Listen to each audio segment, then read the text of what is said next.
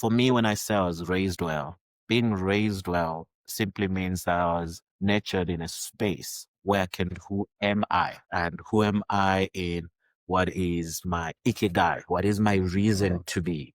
When I go into space, what is my response that is not from a place of ego, but from a place of curiosity and growth? Welcome to Taka Talkx Podcast. Welcome to Taka Talkx Podcast. What's up, everybody? My name is Taka Talkx, and this is Taka Talkx Podcast. I'm so glad you're here today, and I have a very special guest today who has joined me to talk about his story, what he's doing, some of the lessons he's learned in life, and stuff like that. We'll be able to dig deeper into that as we get into this conversation. So I've launched this platform to tell a lot of stories, inspirational stories from people around the world, starting with my home, Zimbabwe, and in my city, Chinhoyi. And I was thinking about people who I might be able to invite on this platform to be able to tell their stories, to hear what they're doing, how they started to do what they're doing, where they're headed, and all of that stuff. So as I was thinking about that, evidently, you're one of the people on top of my list to be here on this podcast. So when I talked to you, you agreed to be on this podcast so fast. What made you want to be on this platform that doesn't have an audience quite yet? Well, it's not the platform. It's Taka. Two Okay. different. When you're out in the diaspora and you're talking about home, the essence of what is home, you then begin to realize it's actually people who you have grown with, people whose journeys you've been fortunate to witness, and they witnessing yours. So it's purely on that relational. That was quick to agree. I do appreciate you being here, taking your time. We did have a little technical difficulties, but we're finally here. I'm so thankful for your patience and just being here to, wait it out, make it work. And I'm so glad you are here. So can you tell the listeners about yourself a little bit, your background, what you're doing now and all of that? Okay.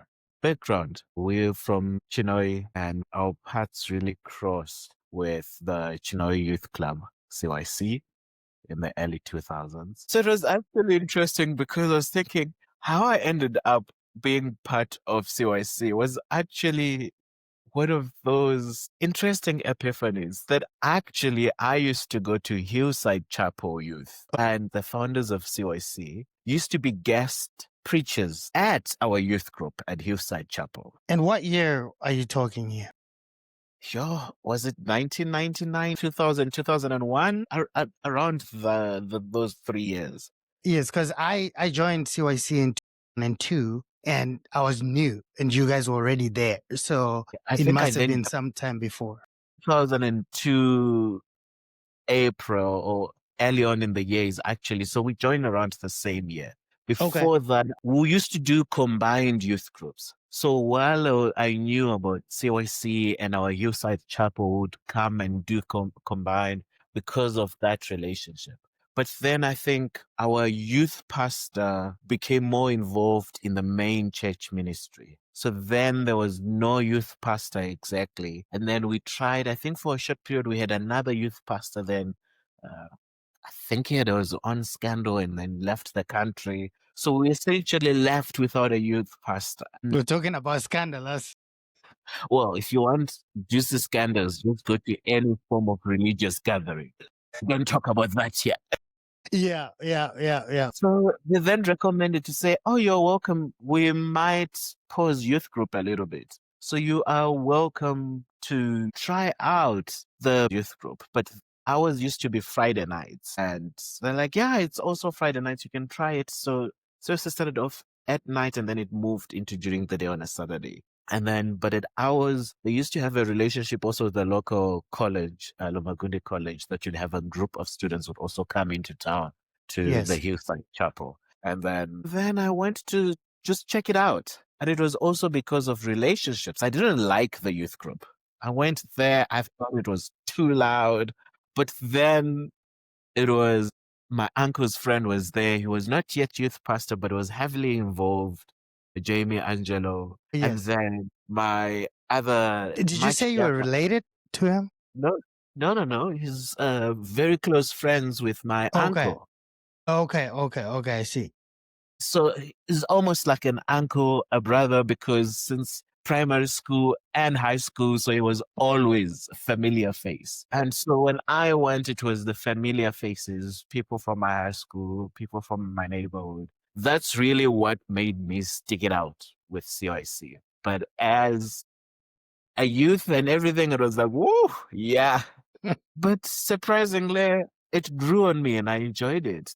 It was an amazing space. And then from there, left Chinoy High School, went to Chinoy University of Technology. So I just continued Yes, with all about Chinoy. Chinoy Van until I finally then decided, okay, now I need to think of a career. And so in high school, I was doing all these subjects within the commercial classes. So Okay. with the advanced level, almost Cambridge style of Zimbabwean education is already as you're in your first year in high school, your first 2 years in high school are really almost formative to try and you shuffled around to see Yes. ways that you see. And there were three streams that people were put in. You were in the arts, which is mostly like the liberal arts, and that's where your philosophies and law and History. humanities and Hmm. BAs from. And then you're in the stream that they used to call commercials and essentially just your BCom kind of feeder into the universities. And then you had the Yes. sciences that are much broader options of whether they going to major with biology or with chemistry or with physics or engineering. So sciences always had this plethora of options. So I went into the commerce part because growing up, the two options were always, do I study law or do I study business studies? But all of it so that can be in the entertainment industry. So I took commercials. It was all nice until it was time now to go into undergrad. And I'm like, nah, I don't think I want to go and do that. Business development is what I wanted to do. I don't think I want to do business development anymore. I don't think I Yeah. want to go to business school. I actually want to go and do fine arts. So I went and spent the next 4 years after high school doing fine arts. But with that fine arts, I thought I wanted to major in filmmaking. But then the university, for you to do a major in filmmaking, you needed to buy 3CCD camera. They camcorders today. Okay. It was the top thing. A 3CCD was your HD, was your high end, high range, high quality. So it was like, no, I struggled to get the family to buy me memory sticks that were And I'll buy 512 this. megabytes. I had to spend months motivating because of, Yeah. what do you need these things for? And it was seen as it's a lot of memory. Like, well, Yeah. I'm doing photography. I need to save images. Nah, 512 is too big. So like, if I am having to motivate for 512 megabytes like this, I definitely cannot motivate for a 3CCD camera. So Yeah. instead, I'll major in cinematography. So I focused on theater design. I'm like, you know what? Technical stuff. Then I would graduate and I would work for a theater company and then really immersed myself in the technical stuff for 2 years Hmm. until nobody wanted to pay set designers. Everyone was saying, all producers and directors, like, design a minimalistic set. I'm like, nah, you're cutting off the budget. And if you cut the set budget, you're also cutting my budget. So I won't be able to be Ev Devlin and create the work that I want. So I'm like, actually, let me leave the theater. Then I went into public service. I worked for the National Arts Council as a program officer. And in fact, I was out of the country. It was my aunt, they kept buggering and calling to say, he needs to come for an interview. And I was down in Joburg, enjoying my life. Going, okay, Akwe. My aunt kept calling and said, actually, I think this job is yours. And I'm like, yeah, I had a dream. I dreamt having an interview at 10 when I walked out and they gave me a job. But I don't think I want to work in public service. But This is not then my I'm like, thing. nah, it wasn't my thing. But then I'm like, if I turn down this job, then whatever business ventures I want to do, nobody's going to invest money because it will appear as if you're reckless. You don't want to work for yourself and find your own creative work. Yes. So I traveled back to Zim and I got that job. It was a good, amazing job. But I went in there as a very young creative who has a knack for processes and systems and how things should work. Hmm. But what I did not have a knack for was actually how government institutions work, how bureaucratic they are. So Yes. I look at a process, I look at a system, I'm already thinking, how can it be efficient? How can it be effective? So one of the things as program officer of the National Arts Council that you do is you handle registration files for arts organization, arts trust, and venues that play live music. Okay. And that file is to compliance issues, registration issues, and an administration fee. So normally people would submit things, and then in your sweet time as the program officer, you go through all the files, calculate how much it is, and then call people, and then people would pay, and then people would come and collect their certificate or whatever issue if it's bringing an artist. All right. So within 2 weeks of the job, looked at that system, I'm like, because I'm thinking efficiency and I'm also very conscious of the economy and where I'm like, why should somebody make 2 trips if they already have a list of what's needed?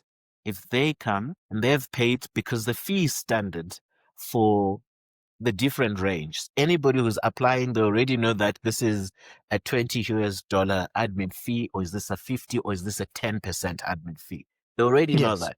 So if they have already paid for that and they come with a proof of payment, why am I sending them away? I'm only sending them away if they're not compliant, if there's something missing. So I went into the nature director's office and I asked him to say, why do we ask people to come back when if people have everything? Does it take you 24 hours to sign a document?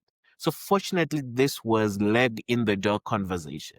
So he responds to me and says, you're the program officer. If you bring me paperwork that says this is great, you just need my signature, you will be responsible for it. But even if it's a meeting with a minister, knock in, bring your paper, and I'll sign. Right away. And I'm like, okay. And then we You did can a do week of that. it, and it worked. And he would be in meetings. I'll knock in and come in and go next to him in the boardroom or wherever he's taking meetings. He looks at my subject line. He looks at my subject line and he signs. So within a month of that job, word goes around that if this program officer gets your file, then you walk Things will out with. move. So what used to take a couple of days, actually, you wait for it at the reception and this guy goes through Yeah. your thing, puts in a letter and then gets it signed. And then now you have your certificate and you move. Wow. So it's starting with embassies and certain organization now, they would start by calling. We want to send our driver. Is Is Mr. he Mudzonga? available? And like, yeah, Mr. Mudzonga is in today. Okay, our driver will be there. And then they would come and everything is in order. And then they'll went away with their stuff. And then what I didn't realize as this young, because for me, it's I just want to get the work done.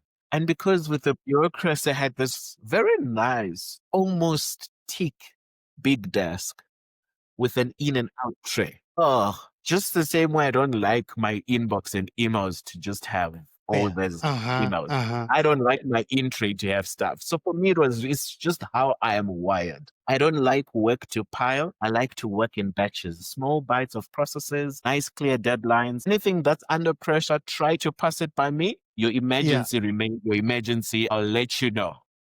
So yeah, Get my stuff done. yeah, no, the only time I'm hectic like that, but I've already put in months of preparation, is if I'm working for a live theater festival. It's lots of pressure, but we have planned. So we're prepared for everything. So then that happened. And I remember a colleague then saying, right at reception, much older lady, hey, when I'm younger, why is it? So it so happened that most of the embassies that were doing arts events were mostly from the West. So she's like, why is it Abelungu likes you so much? I'm thinking, so I didn't get where the question is coming from. I'm like, folks like me, they haven't had a conversation with me. They don't know my politics. And I realized, no, that's not what it's about. It's because all of them, they get here and they want to be served by you. I'm like, no, they don't like me. They like a working system. That's how I work. And before I could respond, the receptionist, who thank God that our conversation a couple of months earlier, foot in the door, she had everything. She's the one who responded, says, no, no, no, no, no, no. Financial director said, Mr. Mudzonga, if everything else is in order, Yes. so if you want to talk to anybody, talk to the financial director, not him. That's how the story ended. That's when I Wow. realized, actually, I don't think I'm cut at this young age. I don't think I'm cut for the bureaucracy and navigating the politics in public service. Because I'm just looking at how can we make things efficient. Efficient, yeah. Yes, and what eventually made me leave was when you sit in these high offices and you're thinking, how do we make awards much better? How do we make these things much better for the industry, for the artists? And you begin to realize that, oh, sometimes certain systems that don't work are by design. Because how do you ask to be added to artists who have amazing jazz venues to their guest list or to be Yeah. on the endless VIP pampering? And like, okay, so for some people, it's beyond work. It's the entertainment allowance outside in form of gifts or other things. And I was like, no, I don't think that's what I want. So it so happened that it was the week that I also graduated. I also decided, now, you know what? I've given public service to my Enough. country. Right now, I'll be misunderstood. And the interesting thing was when I got that job, there was an amazing director, producer who always used to come to my plays while I was a student and Yes. always used to say to me, you're a fine artist. I see it in your designs and your stage and there's an art thing to it that you sneak in. And I enjoy it. So for me, it was always interesting having conversations with him. So when I got Yes. that job, he rang me and he says, come for coffee. After 5, I'm in the office. Come for coffee. Do not go home without passing through my office. Yeah, And I please went, come. and I then realized, oh, he has dismissed everybody. And I'm like, so where's everybody? It's like, oh no, it was half day. They all went. So I'm like, Yeah. oh, this is not coffee. We are having a private conversation that Yeah. is made to the office. There's nobody. And he It sat looks me very down important. and he said to me, so I hear you're going to work for a government, or his words. I'm like, yeah. And he says, yes, they need you there, but they don't know they're richer with you there. But you love the arts too much that you'll be thinking for what is great for the arts. Unfortunately, sometimes what is great for the arts does not align with political experience. You'll be misunderstood for not having a patriotic or nationalistic View. viewpoint because you are thinking ahead. You're thinking the industry. You're thinking of the networks. You're thinking region. You're thinking international. And sometimes you will be seen as if you're a threat to somebody's power. You're way So ahead. I'm like, what? And then he says, make your own tea. I'm like, what do you mean I must make my own cup of tea? Do you know this amazing office that I have? That there's somebody who comes with a tea trolley at 10 and knocks on my door and says, Mr. Mudzonga, how many sugars do you want in your tea? Hi, Doris. Well, I don't take sugar in my tea. Yes.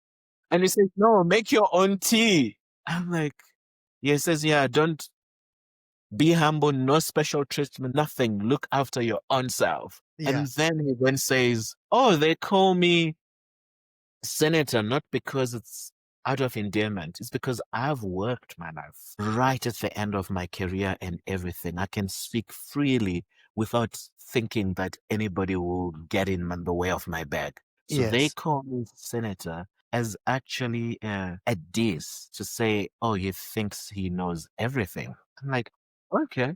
And he says, no, go. But when the time is right to leave, leave, because you don't want to it's not worth dying for. Yeah. And then, yeah, I lasted 10 months. And the interesting thing, I made an amazing friend. She's still my friend there. My first resignation letter was actually in 2 months, a month before my probation, because you needed to do the first 3 months of probation. I wrote my first resignation letter in public service within 2 months. Wow. And she sat me down and she said, so you're disappointed that You thought you could save the arts and you could do Yeah. it with your government. And you're now in this space and you're realizing you actually can't change anything. Yeah. Bureaucracy won't allow you. It's a straitjacket. So you want to go back and be an artist. And then I just looked at it and says, don't be ridiculous. You need the paycheck. Yeah. Look for other job while you're still getting paid. So I kept my resignation letter, didn't submit it. I would write 2 more after that. The 4th one in the 10th month is what I finally got to hand in. The You're 3rd one I ready. didn't hand it in because I did the courtesy to go to my supervisor to say, I think it's time for me to leave. And his first expression and comment was, I'm glad you don't have the resignation letter in your hand to say, here's the resignation letter we're talking. What he didn't realize, it was sitting in my inbox waiting for hit send. He was ready to go. So when he said, no, give it 2 weeks. The director is in a hectic week right now. If you drop that, you're going to be a casualty. Yeah. Give it 2 weeks, You're drop gonna it. give us some maybe give it 2 or problems. 3 days so that I can go and suss out how the director is. So I went and I put it into draft. But I had gone into detail to say job frustration, that in this office, you keep getting accused of corruption and things like that. And like, honey, I'm making things move here. Yeah. No one is And paying me anything to do my job. I'm just doing my job. I remember somebody else saying to me, yo, Mr. Mudzonga. And I'm like, yes, ma'am. Also another much older lady who I worked with, and she worked in registry. He says, in all my many years in this National Arts Council, there only come 2 invites from these organizations. And we all know they're nameless and they're submitted to the director. They're for the director and the +1. Mm. You haven't been here for 3 months. Now comes 2 envelopes. One that is blank with 2 invites that we all know goes to the director. If the director is not interested or is engaged, passes them down the bureaucratic line.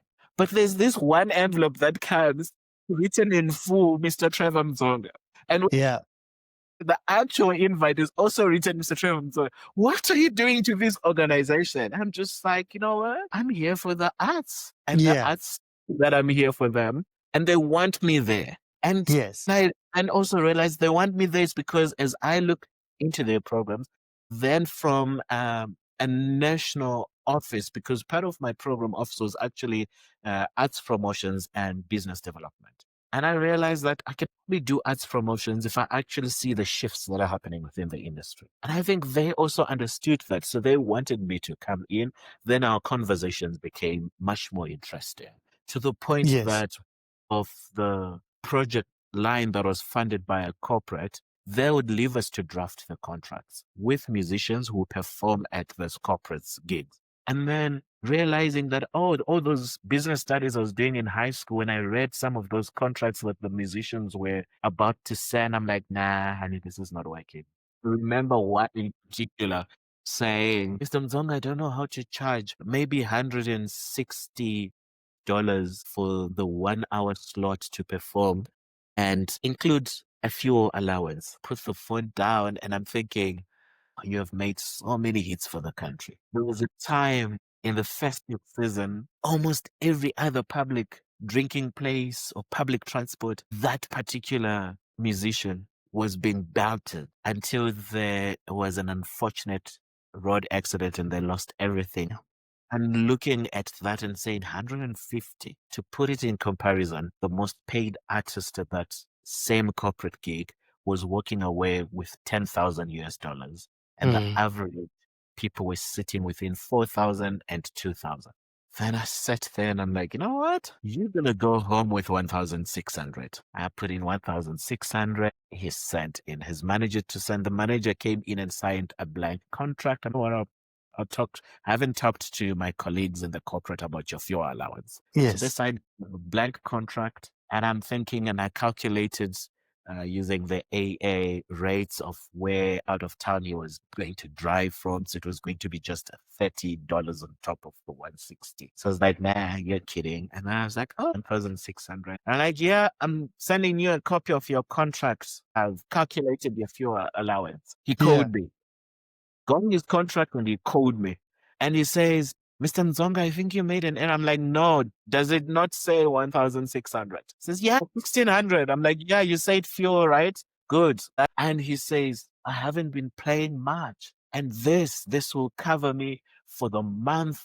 It will cover my band will be smiling. Everybody's so happy because I'm also going to give them what appear like a bonus. So those seeds of just the arts industry, the music business, and then while also connecting my role in the national office and having made friendship in 2006 with one of my most celebrated musicians, Chiwoniso Ekwamaraire.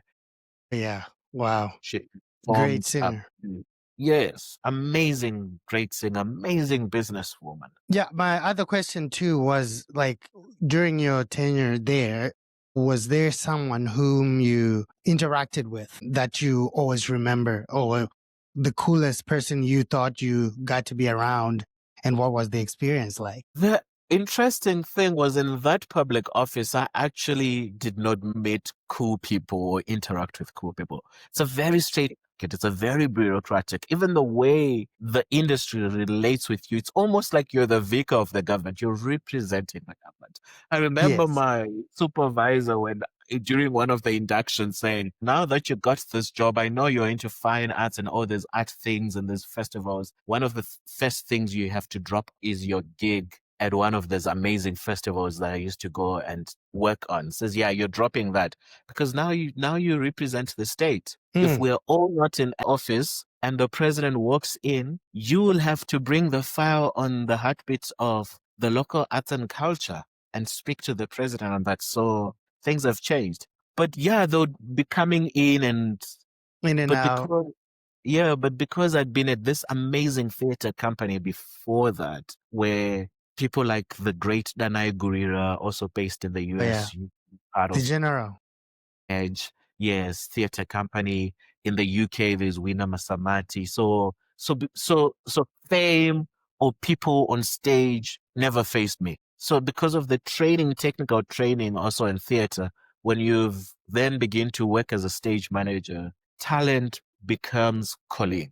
So the one who would have been an amazing person to meet, who just maybe a week and 2 days before he passed away and had said to me, and we were right behind the Crown Plaza in the Harare Gardens. He came, he was introduced to me and he says, oh, Mr. Mdzonga, I want to come to your office. And then I had a trip for that week going to Kobulawayo in the south, second capital city with work. So I was like, I'm away a couple of days. And he says, okay, the next week when you're back, please slot me in. I'm like, okay, let's schedule. Come. He says, there's something I want to talk to you about that I'm thinking. And who was that?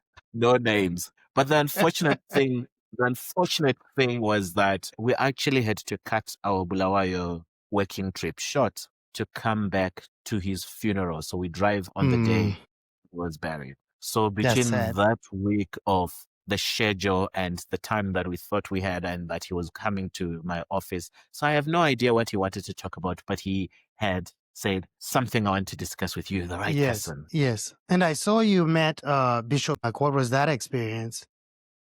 That was interesting because you were asking about if I have scandals. Maybe that's my one tiny scandal. I don't know if the Bishop remembers, but so I used to also go. So after CYC, I used to go to all these amazing youth camps around. Yes. And one of the things that became like my thing, I think then I was a little bit of a performance artist to studying fine arts. So I'd do dance, almost like modern jazz kind of dance. Something that a conservative who's in a liberal space can do. Not shake, but swing, really. So one particular Sunday, I went to visit at his church, and there's this amazing song. It happens. I'm a visitor, so I'm in my conservative. I'm sitting. I'm not doing it. Mapping everything out. Yeah, I was like, no, I don't know the place. Oh, the song starts and he calls people, no, come to the front, come and sing. So we were there, and then I started dancing, but it was too tight, the crowd. So I stepped out of the crowd do my nice modern jazz and stretch. He stopped the music. He stopped the music and he's like, I don't know who you are, where you're from, why are you in the sanctuary? Do you want to be Yes. seen? So I'm like, I'm the last person to want to be seen. My eyes are closed. I got carried away. Oopsie. So embarrassed. Went back into the crowd, went into my chair, and I had to tell a Yeah. friend of mine, oopsie, I closed my eyes, I stretched my hand, I stepped into the sanctuary. I didn't know there's a space that you're not supposed to step You into. cannot go there. Oh, it's the house of the Lord, I can be free. Oh, but then as I was living, it so happened that one of the then he was touted as, oh, he's the deputy bishop. He saw me as I was walking and he came across and he apologized, says, oh no, I know that's what you do, but it's our church is a bit different from where we usually meet. It's all free here. Yeah, the bishop has lots of protocol. I really am sorry that you're visiting and yeah, the bishop is a man of protocol. I'm just like, nah, I don't hold it against him, but I sure am going to tell my friends. So how I did you did a scandal and I got called out by a bishop. how did you then take a picture together? Many years later. So this, I'm talking about, I think that was 2009 or 2008 or 10. So it was that long. And it became just a running joke with my friends. And in 2023, I was out at an international music conference speaking about intellectual property and the work that I currently do now. Okay. And then because it was one of those sponsored conference. So for my flight out from that city, I then say, I haven't been home long. So when I leave the conference, you fly me into Harare, into Zim, so I can go and see my family. So when I went to the airport and then in the airport lounge, guess who I ran into? The man of God. Then the man of God offers to buy me, would you like something to drink? He remember you and your scandal. It might mean still water to the man of God, but you asked me if I want something to drink? Holy Ghost fire. Only it's green tea today. It's green tea today. It's green tea. Yeah. Are you sure? I'm very sure. I say no. So we sat next to each other. And then he says, so what do you do? And then before I could answer, somebody else who used to play in the band in the bishop's church then says, oh no, he's doing his doctoral studies and he was presenting at a music conference. And then he looks at me and says, our country is represented well. Such a handsome man and intelligent too. And I look at him and I'm thinking, is this where I tell you that I'm that boy who you reprimanded for breaking protocol? I'm not going and to then tell at that you. moment I realized that I'm more likely to break that protocol and realize that actually all my life I've been breaking men's protocols, not in a disrespectful way, but in the most innocent, unknowing way. And you either vicious with me and allow me to learn from that, or then you loathe me because you might think that you're not reading into systems and structure. And I'm thinking, I was raised in systems and structure, but if they're there for just control and not nurturing, then they can pass me. Yeah. So we were about our flight, then time to board comes. And then the other colleague is the one who says, oh no, Bishop, I want to send my wife a picture. Let's take a selfie. So the bishop then says, oh no, why don't you ask him to take a picture of us? So I took a picture of that. Yes. And then when I was giving him his phone, he says, oh no, where's your phone? Let me take a picture of you, the bishop. Like, actually, I would say no. So I said yes to the picture because I wanted to send it back to the list of my friends who know the inside joke. So I took a picture and I sent it to the two another inside joke. And both of them asked, did you remind the bishop you're the one who brought protocol? You're like, I'm no. No. It was That's done. So Bro, amazing, I know. amazing, man. Yeah.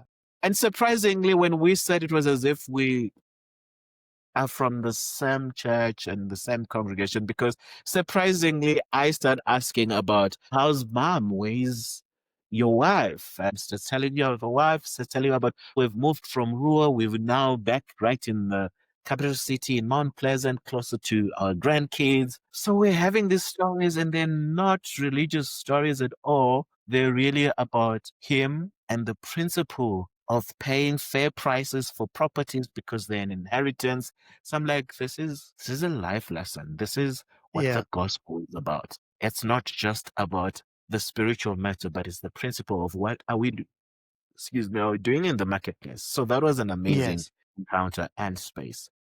That's really cool. It's always nice to, encounter people with that vast amount of wisdom, and you can literally just listen. And when they get open, to tell you more about those things, like what their expertise, their life experiences, like I'll be just there, collecting that. I mean, I'll be collecting it. It's really cool when those people kind of give the opportunity for the young ones to cover that space, and just be there to listen. It's quite nice. It's tough now also, like in the age of social media. People are, always on their phones, when you go to the airport and you sit next to someone and they're just on their phone. So that there's no conversation, and you're just there. But I feel like it's a missed opportunity that some people, even a stranger that you can talk to, you can learn a lot of things from them. And I wish we would go back to that, where people can just, have even real conversation. You're going to the same place. You'll be stuck next to each other for a few hours. So you might as well, start a conversation than to wait. After 2 hours, it'll be awkward to try to have a conversation. But yeah, okay. I know you lived in a few countries. You lived in Botswana, Lesotho. How do they say it? Lesotho, and you live in South Africa now. So right at this moment, South Africa seems to be like a place where you're kind of at for a long time. So what's the thing that has helped you go to these countries and live there and be able to adapt to those different environments and culture? I think firstly, it's when you're grounded in who you are as a person. So I think my dad and my grandpa, his dad, one of the things that they did for me, when I look back and I'm like, for me, when I say I was raised well, being raised well simply means that I was nurtured in a space where I can Yes. find who am I, and who am I in what is my ikigai, what is my reason to be, what is my, when I go into space, what is my response that is not from a place of ego, but from a place of curiosity and growth. Yes. And that's the one thing that these two men did. My grandfather went a step further and introduced faith, not religion. And faith in that you can talk to God and you can ask God questions and you can question God. And when I Yes. look into that, I realize that's how I innocently, without knowing, broke protocol in many religious spaces, because I realized that very few religious spaces that claim to be spaces of faith actually want people to ask questions. But authority is seen as the final word. But when I look at my grandfathers, no, God is your dad, and your dad wants you to know him. And the best way to know him is think out loud. There are no right or wrong answers. If something is not in the right place, he will graciously steer you in the right direction. But how Yeah. would you know you're not in the right direction if you're not moving, if you're not having a relationship? So that was the one side of faith that he inculcated in me. The other side of faith was to always say, you are of the royal Nendoro household in Mount Yes. Darwin. That's where we are from. And even though we don't sit on a throne or have anything remotely any royal, but that's your heritage and lineage. Never forget that. So the knowing of, oh, it's not the material things, it's not what I have in life or where I am in life, but it's who I am. It's the genealogy, those who came before me. And when I look at those two, I'm like, oh, the New Testament begins to make sense that it starts with a genealogy. It Yes. starts All by those telling names. us that this Christ actually comes from a bloodline of some scandalous women. I'm like, It's the word of the day. Okay. And like, yeah, that's his genealogy, and he's not ashamed of it. He's not whitewashing it, acknowledging it. I'm like, so with such a foundation, when you appreciate yourself and who you are, and you're always in the quest of what is the reason to be in this season of life, when you move into a new community, a new people space, it then opens you up with a humility to respect who they are, but also a curiosity to learn who they are. And then within that, you realize that, oh, you enter into a room confident in who you are, but you're also genuinely interested in people. So that's one of the things that across Southern Africa, where I've stayed and visited, that I've always been curious about the people whose homes and spaces have opened and welcomed me into, to learn That is about cool. them, to also see about them. So that's one of the constant things across. And this speaks to acknowledging that I'm a guest and I'm a visitor, Yes. only in the physical sense, but that also as a man of faith, that I'm also a guest and a visitor in this world, that one day my remains will be cremated. Okay, you have decided. No, my family knows. Think I'm weird. Until my great aunt, was it last year? Until my great aunt, 2 months after she turned 100. Yeah. And She's then gonna be 100? she turned 100. And then Wow. 2 months later, she passed away. Wow.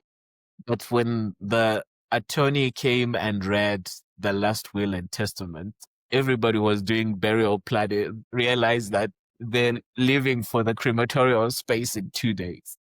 Wow.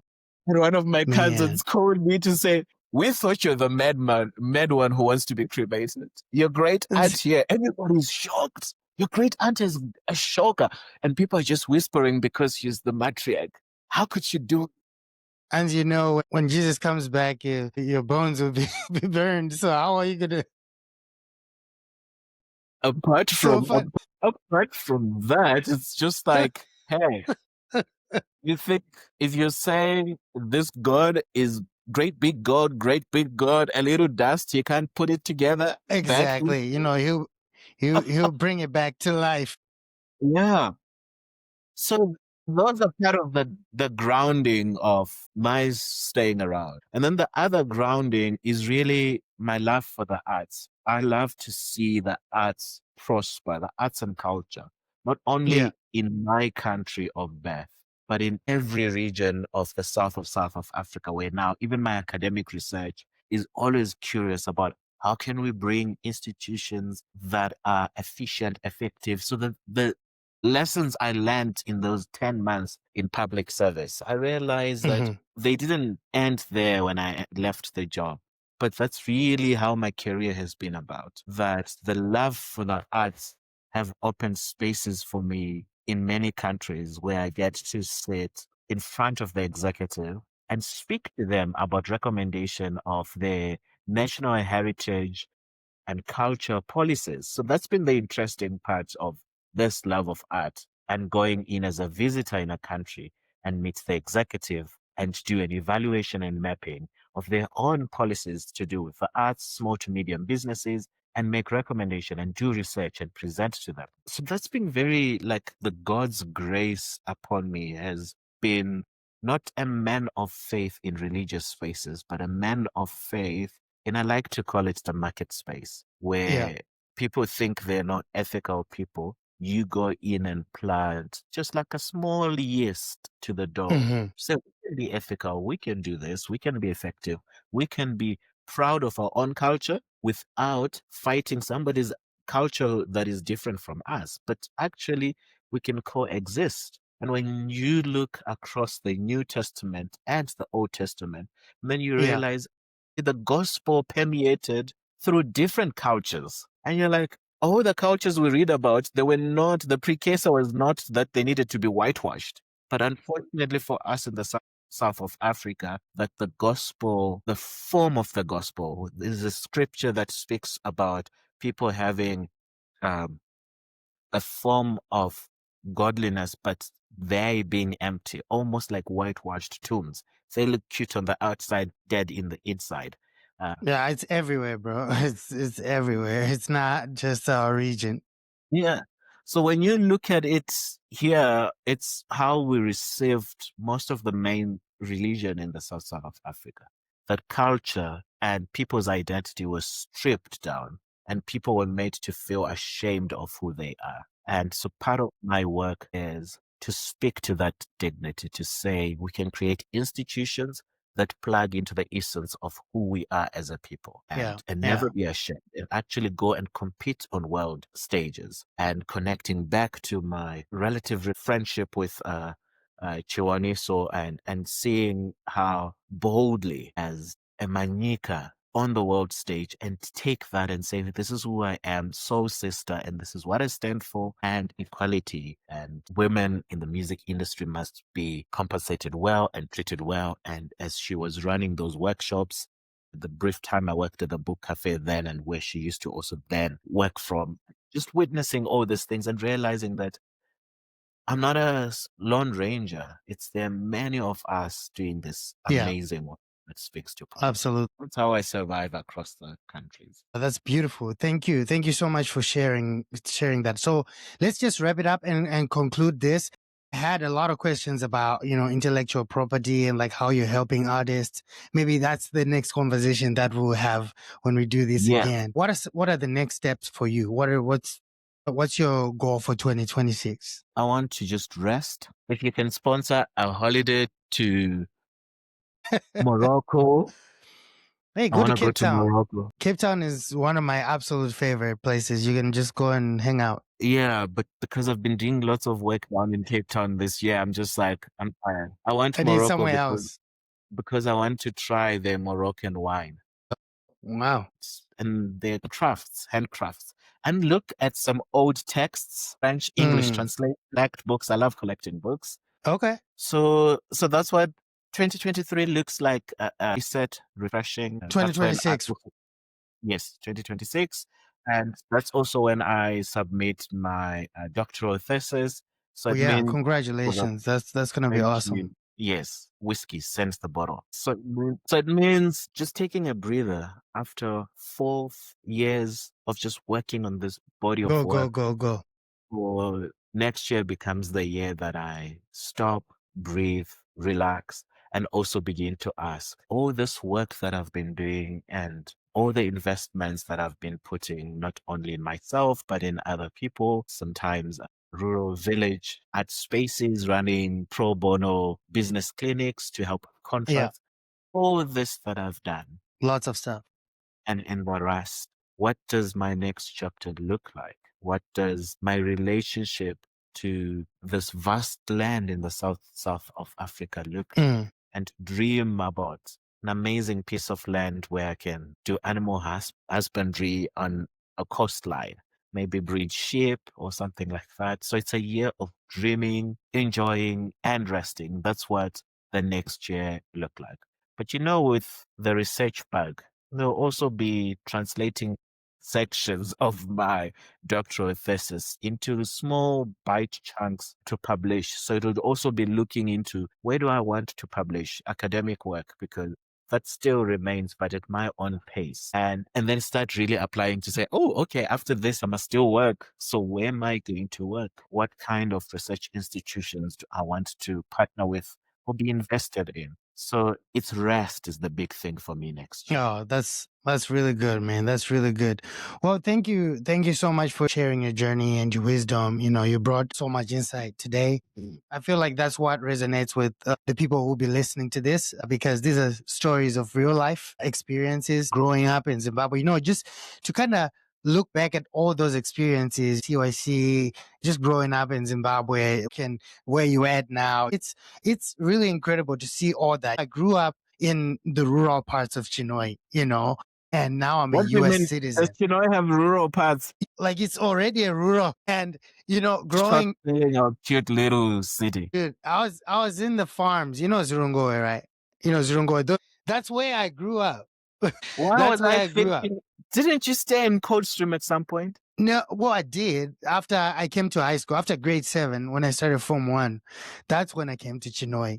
But before that, I was in the rural, areas, like in the farms. I see. So it was a culture shock even to be at CYC, because I was coming from very Kumusha, and now you're it's not Harare, it's Chinoy, but it was still like kind of like a new, environment to be in. So looking back, coming from all of that to end up in America and living and raising a family here, it's, only by the grace of God.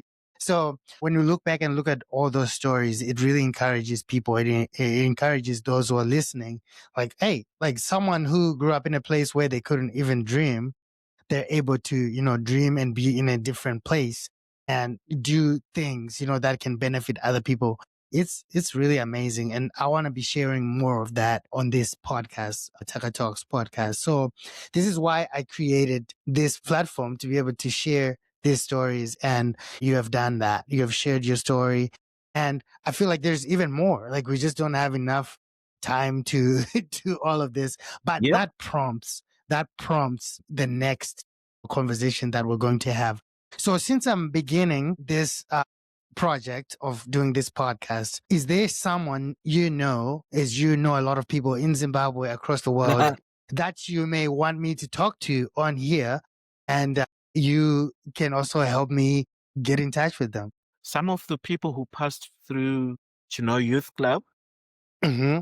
my dear friend Oscar Mahanzu, Yes. could be an interesting person who also studied theology and has Mm-hmm. a passion for youth ministry. And the he's work still that, doing a lot of ministry. Yeah. and the work that he does in the UK. So it will also be interesting, and that'll be a great conversation. And the other one, who I'm not sure where she is now, could be Elizabeth Dewa, maybe also, and Kuzai. I'm forgetting Kuzai's last name. That will be interesting, Yes. the two of them. Some real original COIC. Yeah. And you just see how it is. And then if we leave Chinoy also, it'll be interesting to talk to people who have a passion for Zim and the work that they do while still in Zim, but traveling a lot. And I think people, whether in ministry or in the arts, I wonder where she is. She used to had the music crossroads in Harare. Melody, is it Zambuko? I'll Okay. try and track her down, particularly with her work. Also, I think she's in Berlin. Try and see how her work within the music, within the arts, working Zim, Germany, just have those conversations. So that's one that would be very interesting. The other one I think would be, I don't know if he's a former diplomat or he's still a diplomat. But when I got to meet them, they were a Zimbabwean ambassador in Zambia, His Excellency. Okay, I'm friends with the daughter and son-in-law on Facebook. I'll Okay. reach out. I'll reach out. Give me a month because the year is ending. Hey, Give me a month. your rest will be starting. I won't be able to get in touch with you. No, I will still have to submit in the first quarter, then the rest. Give me a month. Why I'm thinking of that a particular old Bali, it's because I think he's a well of wisdom, and because he has served across the African continent in all these ambassadorial roles. I think Which is really cool. they're a generation that we need to have conversations with. And then next to that is Reverend, retired now, Ntangadura. Oh, yes. Like, you started in the States, young man there, but opted to return to Zim and raise family in Yes. Zim. The daughter is still, the kids are still there. He's also another amazing well of knowledge. Some Oh, man of that's faith, really cool. very entrepreneurial man of faith, a man with a well-watered garden. Then older couple who, since I was a tiny tot, my memories of them is always that they do gardening together. It's the sweetest. No. Those are much younger. They're in the same hood. They're closer to the sweeties. The Mtangaduras, also same church evangelical. They're much senior, gray-haired now. To this day, they're now, I think, in their late 70s, if not early 80s. Wow. They still do gardening together. I am convinced that it's their love language and quality time. I haven't asked them that, but they're just a joy for me to watch. That's There really are times cool. when I visit their house and they're like, "Oh, Mudzonga." And I'm like, "No, don't leave the garden. Work. I'll talk." And Yeah. I'll be under the porch in the stoop and they'll be talking. And Yes. so that's another couple that I think you should get. That's Because they cool. love Chinoi. They have been everywhere in the world, come back to their family home, raised all their kids, taken on different kids in faith. And I'm just like, Yeah. An amazing couple. And I So recommend rich. more. Yeah. They inspire me. Each time I go home, I just want to visit them and see how they're doing. Those ones I'll That's be really able cool. to let you know, because that I'm saying give me a month, because I'm planning to go in a month's time. So at least Okay. some Okay. Tanzanians I'll be able, because we're neighbors. I'll be able to drop in and pitch the idea and see what they say. And the generation no social medias. Exactly. Exactly. Even on WhatsApp, it's a hassle to get him on WhatsApp. He's still the Yeah. old who you have to call.